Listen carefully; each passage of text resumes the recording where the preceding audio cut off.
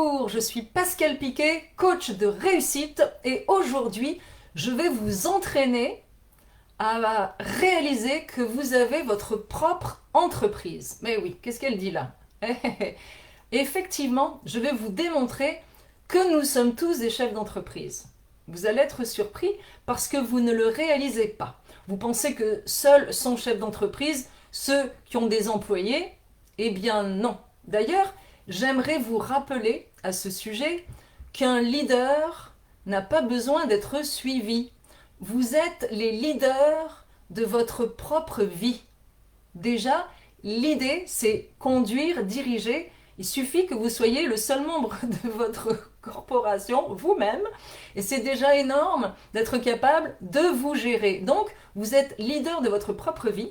Moi, ici, au milieu de 37 hectares, 90 acres pour les Québécois, eh bien, je suis toute seule, avec les marmottes, les ratons laveurs, les loups, les coyotes, les ours, les moufettes, oui, les ratons laveurs, enfin bref, tout ce que les cerfs, les biches, tout ce que vous voulez. Non, il n'y a pas de caribou.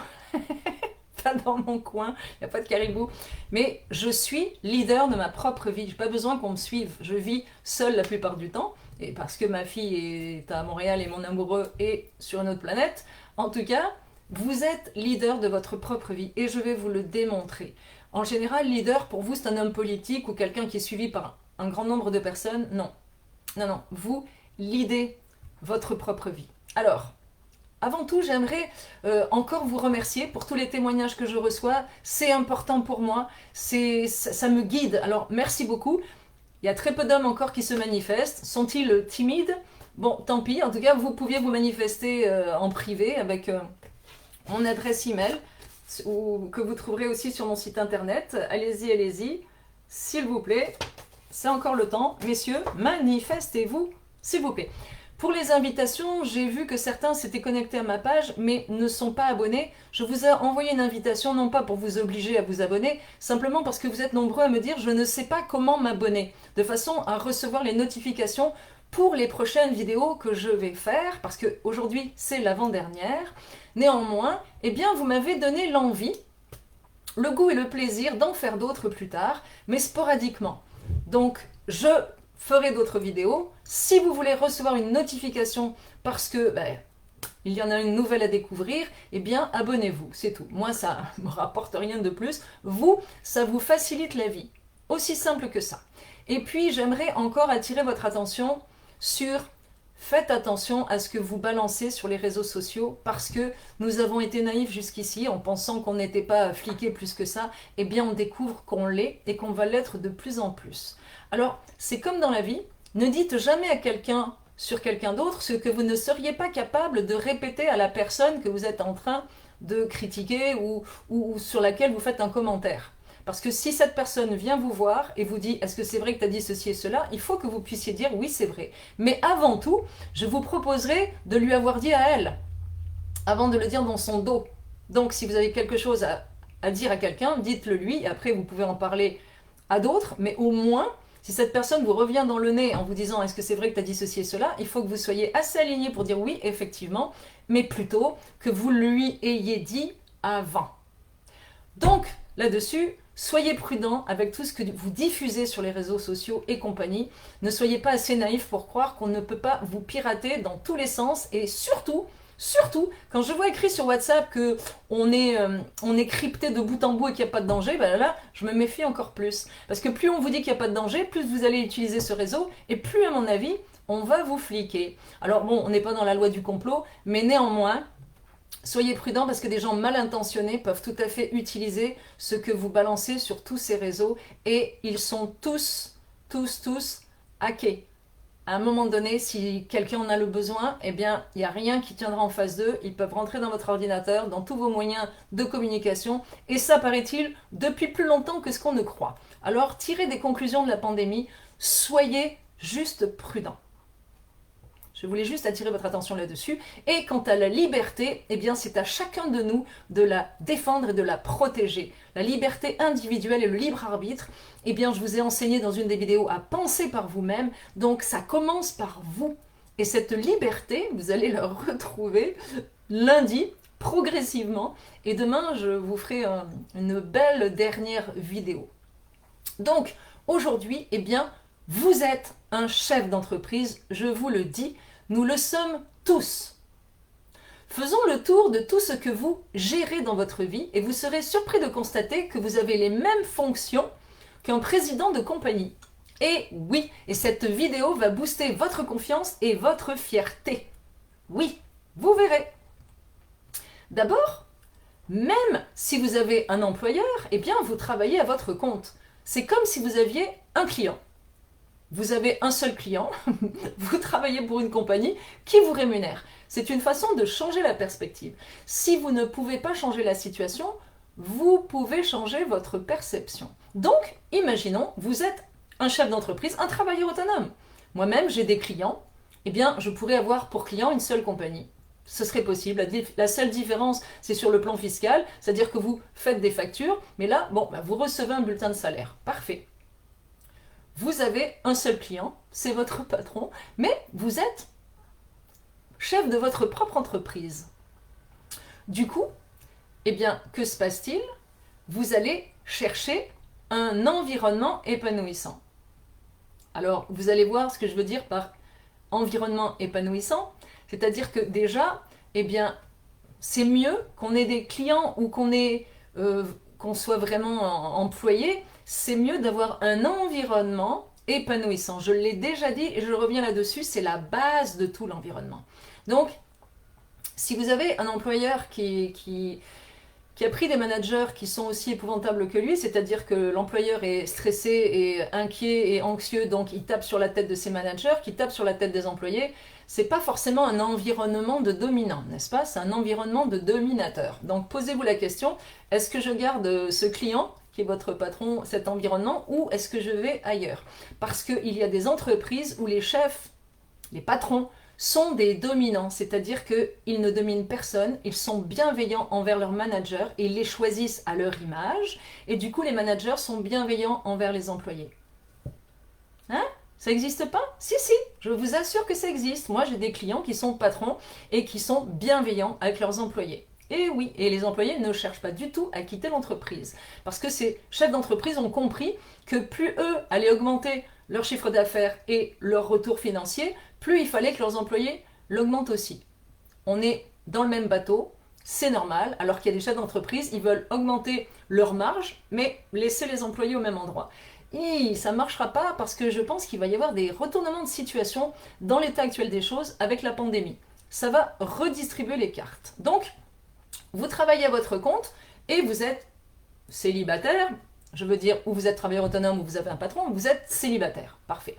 Que vous soyez célibataire ou en couple, il va vous falloir trouver un siège social. Et oui, le siège social, qu'est-ce que c'est? Eh bien, c'est l'endroit où vous allez habiter. Eh oui, vous êtes un entrepreneur, vous avez un employé, c'est votre patron, ou alors vous avez un employeur ou un client. Donc, je répète, je m'en mêle les pinceaux, mais ça va aller. Vous êtes tous des chefs d'entreprise, vous avez un client, c'est votre patron, ou alors vous êtes vraiment entrepreneur et vous êtes vraiment travailleur autonome et vous avez des clients qui vous rémunèrent. Néanmoins, que vous soyez employé, employeur ou autonome, eh bien, on part du principe que vous êtes chef d'entreprise et que vous cherchez un siège social. Le siège social, ça va être bien évidemment votre domicile, votre logement. C'est déjà une décision à prendre. Donc vous avez un siège social et ça va être important de trouver le meilleur endroit pour vous, l'endroit le plus épanouissant, ce sera votre cocon. Si vous êtes en couple, c'est pareil, vous êtes deux à être soit travailleur autonome, soit vous avez un seul client, c'est votre patron, vos deux patrons, soit vous êtes vraiment patron vous-même, mais néanmoins, dans tous les cas de figure, vous êtes encore chef d'entreprise et vous avez un associé. Votre associé, c'est votre partenaire de vie. Et oui, on a un associé, donc on continue cette entreprise, on est avec un associé, c'est-à-dire un couple. Et quand on est en couple, eh bien, on a à gérer, pas des employés, mais des petites têtes blondes. Donc, vous voilà deux personnes, normalement le mâle et la femelle dominant dans la famille, hein, vous vous rappelez?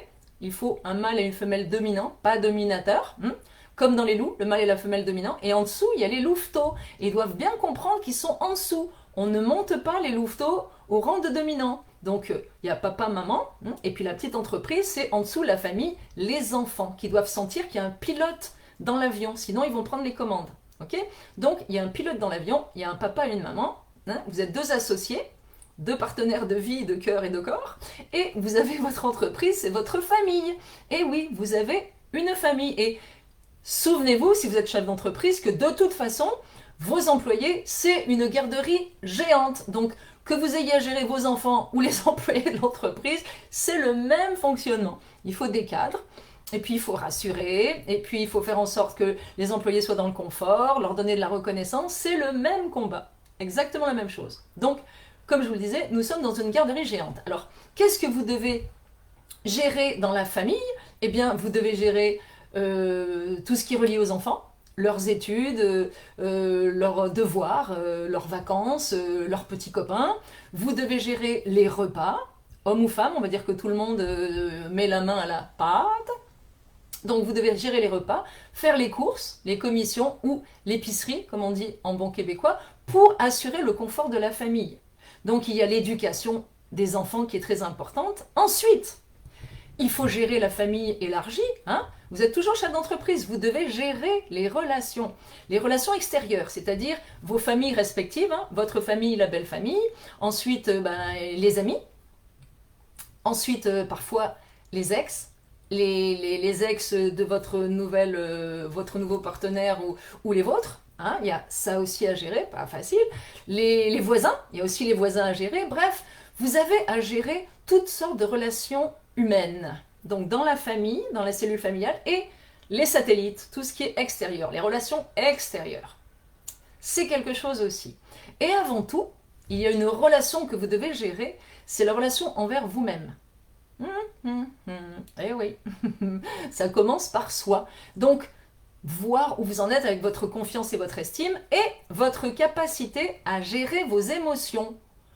Ou ce sont vos émotions qui vous gèrent. Et là, on tombe dans l'anxiété. Alors rappelez-vous, mens sana in corpore sano en latin, un esprit sain, mens sana, in dans corpore sano, un corps sain. Donc il faut déjà veiller à ce que vos pensées soient saines, votre gestion des émotions qui va servir en couple et avec votre petite famille et avec les relations extérieures, c'est d'apprendre à gérer vos émotions et d'être à l'aise, confiant, avec une belle estime. Ça va avoir des répercussions sur tout votre environnement, intérieur et extérieur. Sinon, si ce sont les émotions qui vous gèrent, vous allez au-devant de problèmes, mais je ne vais pas vous en faire la liste, je pense que vous le savez déjà. Vous devez déjà le vivre. Donc si ça vous intéresse d'apprendre à gérer vos émotions pour que tout soit épanoui, parce que c'est l'effet domino, ça va avoir des répercussions sur tout votre environnement, je suis là, à bon entendeur, salut. Et gérer aussi votre corps. Qu'est-ce que ça veut dire? Eh bien, votre alimentation, le sport, boire beaucoup d'eau, tout ce qui fait que vous allez être capable, et je me plais à vous remontrer cette image, vous allez être capable d'aller d'une assiette à l'autre qui sont en équilibre au bout des bâtons, en étant en bonne santé physique et mentale, vous allez d'une assiette à l'autre pour établir et rétablir l'équilibre si besoin est, mais tranquillement, facilement, parce que vous êtes bien dans votre peau, dans votre tête, et que vos 3 assiettes restent en équilibre. La professionnelle, la sociale et la privée. Vous voyez, c'est déjà du travail de chef d'entreprise que de garder tout ça en équilibre, parce que ça demande beaucoup de choses que je suis en train de lister. Ensuite, une fois qu'on a un corps sain et un esprit sain, vous avez aussi à affronter des peurs. Et ça va avec les émotions, mais des peurs, la peur de vos collègues de travail, toutes sortes de peurs dans votre journée. Des fois, vous avez même peur de votre conjoint, dis donc. Ça a dû faire des étincelles en confinement, mais la peur. J'ai le plus profond respect pour les gens qui ont peur, parce que tous les matins, ils se lèvent avec la peur au ventre, et ils ont à affronter une journée qui va être compliquée pour eux. C'est épouvantable. Et il faut savoir que vous êtes des gens courageux, parce que pour être courageux, il faut avoir peur. Donc, je ne suis pas courageuse, parce que je n'ai pas peur. Et vous, peut-être que vous êtes très courageux parce que tous les jours vous affrontez des peurs. Mais est-ce que vous allez passer votre vie à affronter des peurs ou est-ce que vous allez remonter, regonfler votre confiance de façon à pouvoir les affronter? Et après, on n'affronte plus rien. On surfe. On surfe simplement avec la vie. La planche et votre corps, la planche c'est la vie. Votre corps, c'est votre façon de vous tenir sur la planche. Et après, les vagues, c'est tout ce qui peut arriver. Et on a le devoir de les surfer. Au lieu d'avoir peur ou de les appréhender, on les surfe, tout simplement. Donc, on s'entend bien que le siège social, il va falloir l'acheter ou le louer ou le vendre et aussi le décorer, le meubler. Ça demande aussi des décisions à prendre, n'est-ce pas? Et puis, il va falloir choisir une voiture. Tout ça, ce sont des décisions. Quand vous me dites « je n'arrive pas à prendre des décisions », c'est faux. Vous en prenez à longueur de journée. À longueur de journée. Vous vous focalisez sur les décisions que vous n'arrivez pas à prendre, mais vous oubliez celles que vous prenez facilement. Et à longueur de journée, je le répète. Donc, il y a le choix d'une voiture. Après, on rentre dans tout ce qui est investissement, l'argent. Choisir une banque. Ah. Et ensuite, gérer l'argent. Savoir où vous l'investissez. Peut-être choisirez-vous des placements. Tout ça, ce sont des décisions à prendre. Vous êtes un chef d'entreprise. Ensuite, les loisirs. Sur quels loisirs allez-vous investir? Les vacances. Il faut décider des vacances en famille et aussi des activités pendant les week-ends peut-être. Et il faut aussi une cohorte autour de vous parce que vous êtes un sportif de haut niveau. Alors il vous faut un médecin, un dentiste, un massothérapeute, ça peut être un ostéopathe, coiffeur, esthéticienne, tout ce qui va contribuer, participer de votre épanouissement. Et oui, moi j'ai tout ça, absolument, j'ai tout ça. Je me considère comme une sportive de haut niveau et j'ai tout mon staff. Le médecin, je le vois jamais, j'en ai pas d'ailleurs, parce qu'au Québec, il faut en avoir un, j'en ai pas. Mais l'ostéopathe, oui. Massothérapeute, bien sûr. Dentiste, oui. Coiffeuse, Mélanie, quand est-ce que tu ouvres? Demain, je vous montrerai mes racines, j'avais promis. Donc demain, vous verrez mes racines. Bref, il faut toute une cohorte autour de vous et ce sont encore des décisions à prendre et des choix à faire. Ce sont des choix à faire, choisir la bonne personne dans tous les domaines. Eh oui. Et puis, il y a aussi les assurances. Il faut choisir des assurances. Eh oui, vous avez encore ça à faire. Les assurances. Donc, est-ce que vous réalisez que vous avez une multitude de décisions à prendre et que, fondamentalement, vous êtes des chefs d'entreprise? Vous gérez votre vie, vous gérez votre carrière, vous gérez vos enfants, vous gérez votre capacité à rencontrer la bonne personne. Soit vous allez chercher des outils, comme on dit, c'est comme ça, c'est nouveau, des outils. Donc soit vous allez chercher des outils pour bien faire ce que vous souhaitez faire et que vous avez peut-être de la difficulté à faire. Donc qu'est-ce que c'est l'intelligence? C'est de chercher les ressources dont vous avez besoin. Encore une fois, que vous ayez votre entreprise ou que vous soyez employé, c'est la même chose. Vous avez une multitude de choses à gérer. Est-ce que vous le réalisez? Bien sûr, vous avez plus je dirais, de reconnaissance et vous allez vous mettre à plat ventre devant un patron parce qu'il est patron, mais vous l'êtes aussi. Vous gérez la même chose à un autre niveau. La seule différence entre votre patron et vous, ou votre patron, un travailleur autonome et vous, c'est que eux se sont lancés. Vous n'avez pas osé. Mais pourtant, vous faites la même chose dans toutes les sphères de votre vie. Tout le temps, vous prenez des décisions, vous faites des choix et ça doit avancer une multitude. Qu'est-ce qu'on va manger à midi? Quel genre de drap je vais acheter? Quelle assurance je vais prendre? Quelle voiture il faudrait que je choisisse? Est-ce que je vais acheter? Est-ce que je vais louer? Tout le temps, quel homme, quelle femme je vais choisir? Quel partenaire de vie? Comment je vais éduquer mes enfants? Tout ça, c'est en permanence. Et souvenez-vous, c'est parier sur vous qui est important. Et nous ne sommes pas tous faits pour être vraiment chefs d'entreprise. Mais nous gérons notre vie, toute notre vie. Et regardez ce que vous faites de bien au lieu de mettre l'emphase sur ce qui est plus difficile pour vous. Et s'il y a quelque chose de difficile, allez chercher de l'aide. Tout repose sur la confiance et l'estime, évidemment, c'est ce que je vous ai dit pendant toutes les vidéos de confinement. Mais rappelez-vous, vous êtes quelqu'un de bien et vous êtes capable de faire de grandes choses. Et non, nous ne sommes pas tous faits pour travailler à notre compte, nous ne sommes pas tous faits pour être de véritables chefs d'entreprise et avoir des employés. Néanmoins, c'est une question aussi d'intuition, mais de statut. Il y a des personnes qui sont faites pour être employées, qui sont de très bons suiveurs et de très bons lieutenants, et des personnes qui sont faites pour être des leaders en entreprise. Parfait. Les leaders à leur place, les suiveurs, et c'est très bien. S'il y a un capitaine et qu'il n'y a pas de matelot, on n'ira pas loin. Les chefs d'entreprise sont généralement des visionnaires, donc suivez le visionnaire si vous sentez intuitivement qu'il a la bonne idée et qu'il gère bien ses affaires. C'est important. Souvent, les chefs d'entreprise, comme je vous le disais, font de l'anxiété. Parce que, évidemment, ils ne savent pas si ça va fonctionner, ils ont peur que les managers fassent pas ce qu'il faut, ils ont peur que les clients, il n'y en ait pas assez, ils ont peur, et ils deviennent anxieux, et du coup, ils deviennent dominateurs et tortionnaires.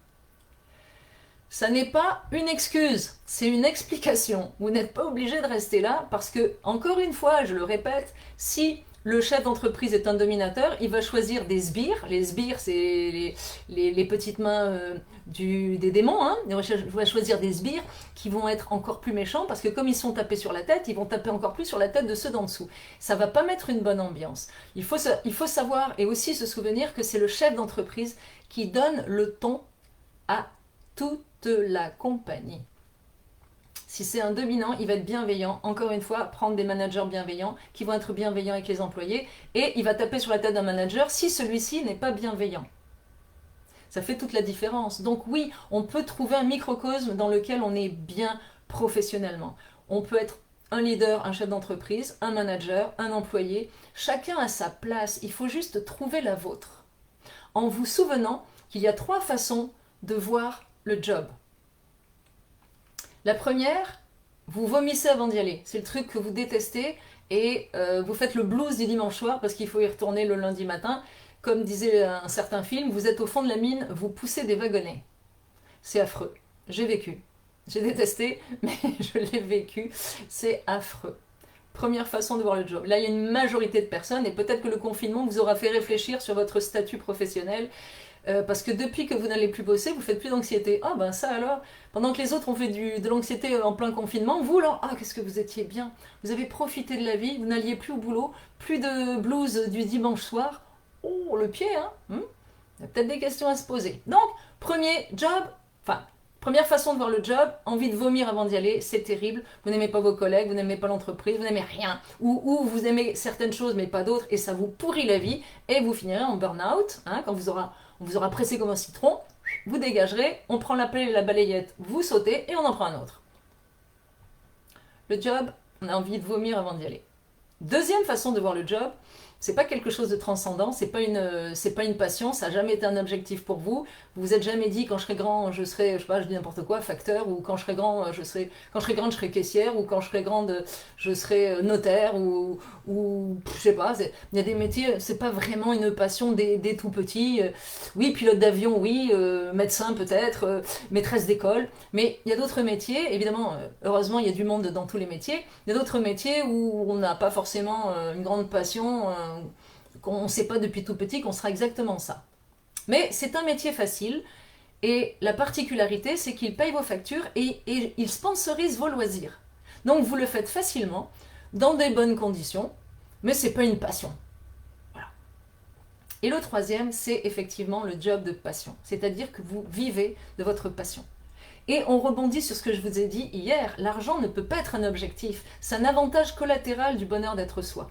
Donc, si vous avez un job que vous aimez, qu'importe la rémunération, si vous êtes stable émotionnellement et financièrement, eh bien si vous gagnez, je ne sais plus très bien les euros, je me suis un peu perdue, mais je vais parler en dollars, si vous gagnez 30 000 dollars par an, eh bien, et que vous êtes stable, et que vous faites un métier que vous aimez, un métier artistique, et que de toute façon, vous avez exactement ce qu'il vous faut et vous ne dépensez pas plus et que ça vous suffit.